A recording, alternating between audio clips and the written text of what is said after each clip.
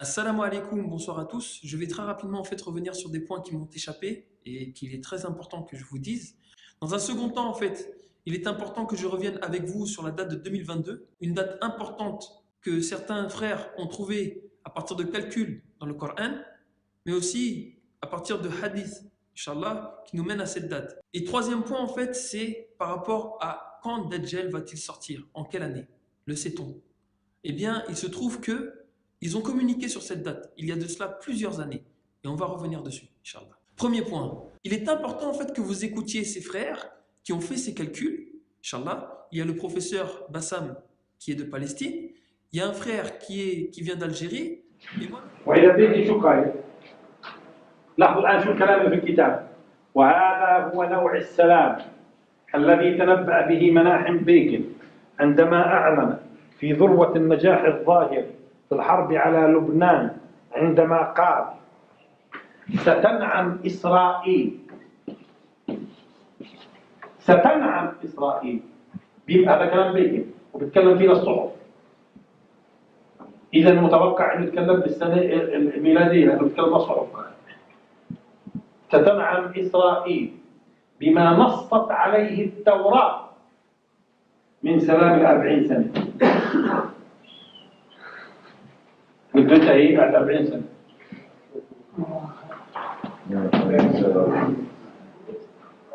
2022 بده ينتهي سلام 2022. شو بصير؟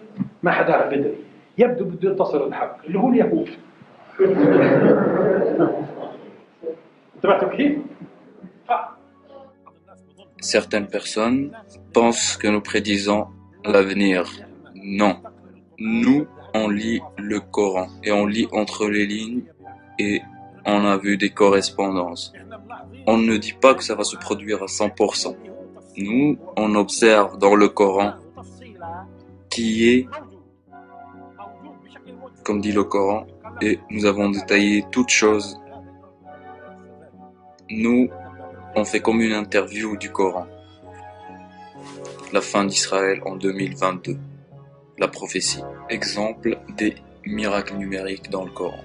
Le chapitre de la caverne. Et quand nous avons commencé à chercher, depuis 1992 jusqu'à 2013, les données disponibles maintenant ne peuvent pas être contenues ni dans un livre, ni 2, ni 3, ni 4, ni 5. Tout dit 2022. Et moi-même, à partir des hadiths, j'en suis arrivé à cette même conclusion de l'année 2022. L'année 2022 représente la fin d'Israël, selon le Coran. Mais la fin d'Israël passe par quoi? Passe par la mort du Mashiach Dajjal. Donc, par la descente d'Aïssa, Sayyidina Aïssa, en 2022. Vous comprenez que c'est extrêmement urgent. Regardez par vous-même ces vidéos qui, j'espère, finiront de vous convaincre.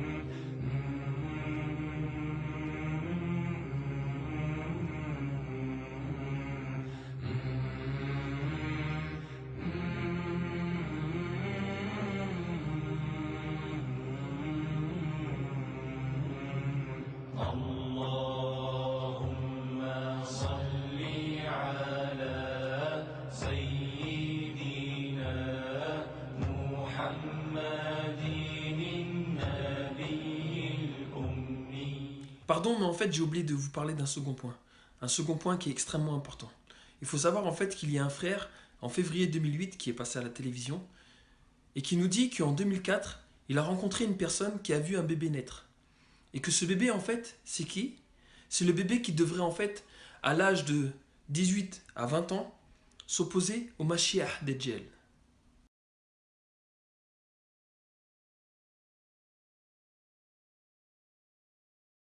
حدثني أحد الأخوة الموثوق بهم وهم يعني من المشهورين والمعروفين لا داعي لذكر اسمه أنه قبل 4 أعوام تقريبا كان خارجا بسيارته فوجد امرأة عجوز تقول له أوقفته السيارة فقالت له أريد أن آتي أن توصلني إلى دار الشفاء حتى آتي ببنتي فقد ولدت وأريد أن أرجعها إلى بيتها.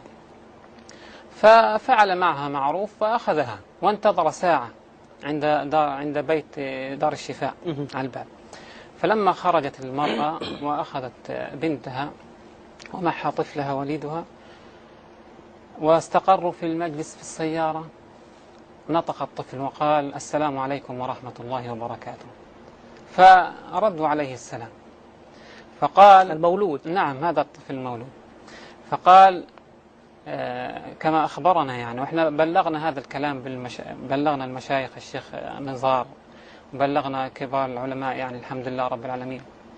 وقال هذا الطفل المولود أنا الرجل الذي سيقتله الدجال ثم لا يسلط على أحد من بعد ولا يسلط عليه أيضا. فقد جاء في الحديث يعني عن النبي صلى الله عليه وسلم أنه هذا الرجل يكون تقريبا يعني عمره ما بين 18 إلى 20 عام. Vous pouvez constater en fait que lorsque l'on prend la date de 2004 et que l'on rajoute 18 à 20 ans, ça fait encore la date de 2022 à 2024. Vous vous rendez compte que l'on tombe pile, une fois de plus, sur cette fameuse date de 2022 et la mort du Mashiach. Vous rendez-vous compte qu'aujourd'hui, même ce bébé, selon la parole de notre frère, et on doit le croire, est parmi nous. Et c'est lui qui devrait, en 2022, mettre un terme en fait au massacre du Mashiach. C'est-à-dire qu'il devrait être le dernier martyr et le martyr le plus élevé au paradis. Il est là, il est parmi nous.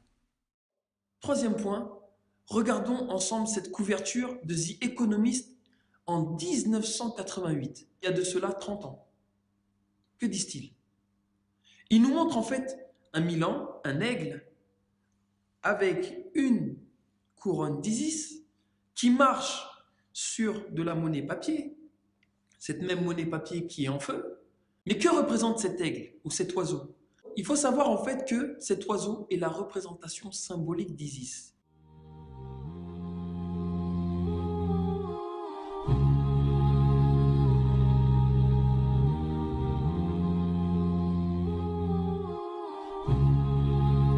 Si vous revenez dans mes autres vidéos, vous vous souvenez que Isis, c'est la Vierge Noire.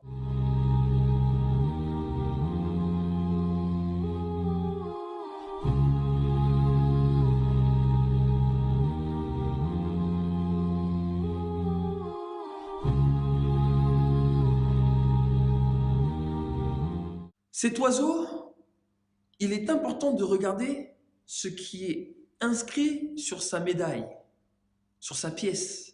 Qu'y a-t-il d'inscrit? J'avais jamais prêté attention. Il est écrit clairement la date de 2018. Les papiers, les bouts de papier qu'il a à ses pieds sont en feu. Ça représente les États, ça représente la monnaie papier.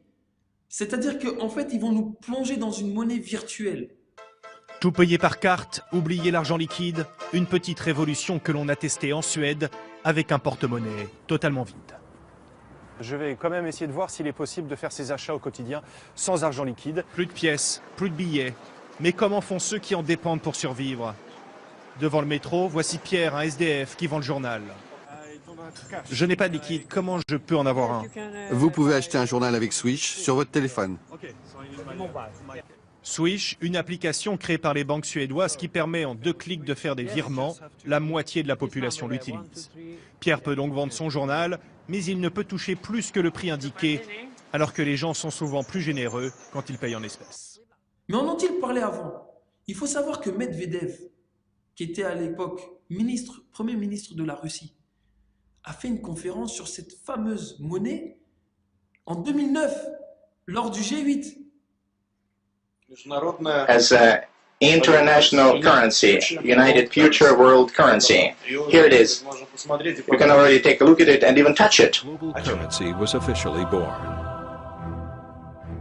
This is the first minted prototype that was presented to and discussed by the leaders of the world at the G8 summit, including Barack Obama of the United States and the President of the European Union.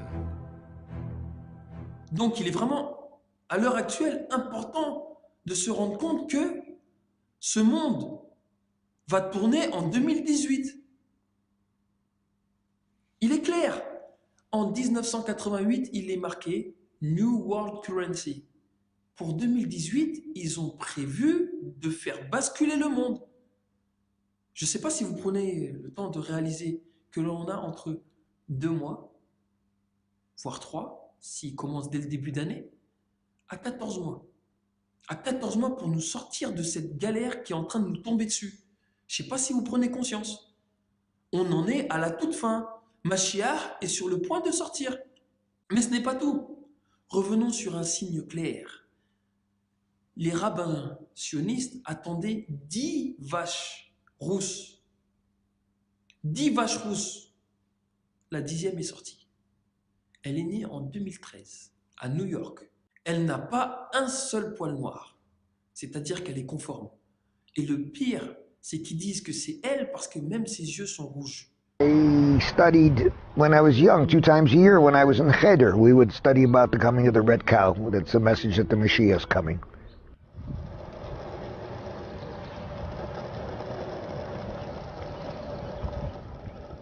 I've had 4 rabbis out here come to look at it. They examined it. They said it looked kosher. This is seemingly a para aduma, which is a red cow, a red heifer, which is spoken about in the Torah. The cow has to be completely red and not have any black, not exactly any black or white hairs. Any two black or white hairs which are close together disqualify it from being a kosher. They said that the cow had to be exactly 2 years old for them to know if it's the true thing. This past Shabbos, the cow is 2 years old. This is seemingly a para aduma. Vous constatez que cette génisse aujourd'hui, elle a 5 ans. Elle est prête à être sacrifiée, à finir en cendres pour purifier le temple de Salomon. Ce fameux temple de Salomon que tout le monde pense qu'il n'a pas été reconstruit, mais il va falloir que je fasse une vidéo très prochainement qui vous démontre que le temple de Salomon, aujourd'hui, c'est la Masjid el-Haram. Exactement. Ils nous ont endormis avec la Palestine. C'est un leurre. C'est un leurre. El-Quds, c'est un leurre.